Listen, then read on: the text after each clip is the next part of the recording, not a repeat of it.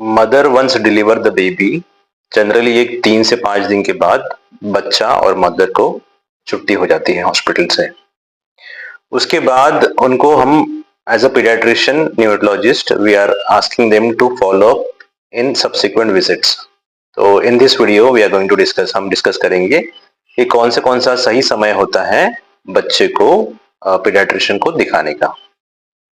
नमस्ते दोस्तों, मैं हूं doctor Swapnil B Sikar, newborn baby specialist and lactation consultant. So discharge जैसे 5 डेज के बाद हो गया है, तो हम जनरली आफ्टर डिस्चार्ज एक day 7 to 10 days of life के बीच में बच्चे को देखना चाहते हैं। इसके 2 रीजंस हम देखना चाहते हैं। एक तो जनरली जब बच्चा पैदा होता है उसके बाद उनका वेट लॉस होता है। वेट लॉस जनरली एक 3 to 7 डेज में मैक्सिमम होता है और 10th डे पे बर्थ वेट 10 to 14 डेज में बर्थ वेट रिगेन हो जाना चाहिए। तो ये हमें चेक करना है कि वेट लॉस जो हो रहा है बच्चे का वो स्टॉप हुआ है क्या नहीं और फीडिंग प्रॉपरली एस्टेब्लिश हुआ है क्या नहीं। तो एट डे 7 ऑफ लाइफ एक फॉलोअप मस्ट है। अगर ये फॉलोअप छूट जाता है किसी कारणवश तो पेरेंट्स ये बिल्कुल ध्यान रखिए कि उसका वजन, जैसे बच्चा पैदा होता है विदाउट एनी क्लोथ्स उसका वजन हमें नापना है। अगर उसका बर्थ वेट क्रॉस हो रहा है तो बहुत अच्छी बात है, लेकिन अगर हमें इसके बारे में जानकारी नहीं है तो हम 7th डे पे एक विजिट पीडियाट्रिशियन से डेफिनेटली करने वाले हैं। फॉर न्यू पेरेंट्स, उनके मन में इतने क्वेश्चंस रहते हैं for even small related topics के रिलेटेड, और if they don't discuss with the proper person, बहुत सारी मिथ्स और गलत फहमियां जो पेरेंट्स के माइंड में रहती है, कंफ्यूजन उनके माइंड में रहते हैं, एक लेवल ऑफ स्ट्रेस घर पे बन जाता है। मोस्टली मदर उनको ऐसा लगता है their knowledge is taken for granted कि उनको सब कुछ आता है। लेकिन बिलीव मी, छोटे छोटे पॉइंट्स डॉक्टर के साथ डिस्कस करने के बाद you will be feeling very much relieved and your baby will be what you call as a will be having a proper growth as well as development।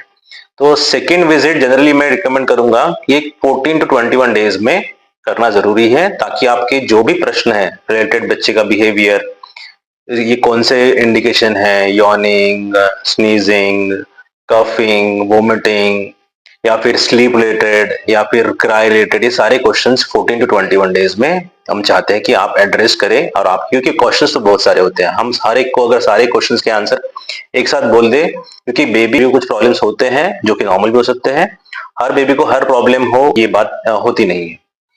Now third follow up हम चाहते हैं, अगर सब चीजें ठीक रहे, बच्चे का वजन अच्छे से बढ़ रहे हैं, फीडिंग एस्टेब्लिश हो रही है, जॉन्डिस कोई चीज नहीं है, तो हम थर्ड फॉलोअप रखते हैं 1.5 months में।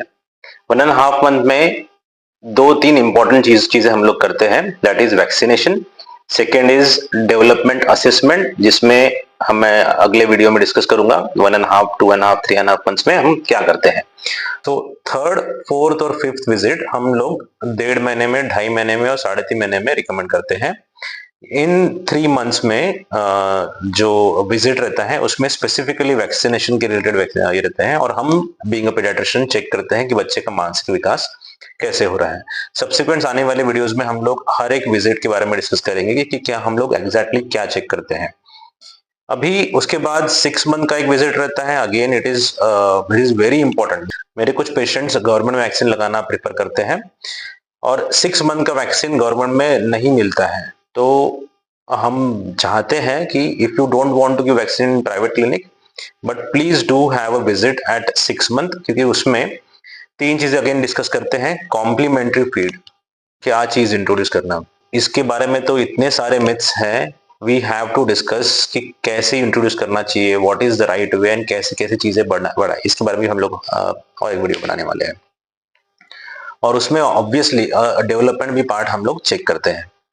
उसके बाद विजिट आता है 9 month में और 10 month में एंड 12 months में। Again we are clubbing this with the vaccination as well as with the developmental milestones. So for initially one year of age, हम लोग these are the visit which I have, मैंने जो अभी enumerate किया हुआ है, ये सारे विजिट्स हम लोग प्लान करेंगे। Thank you.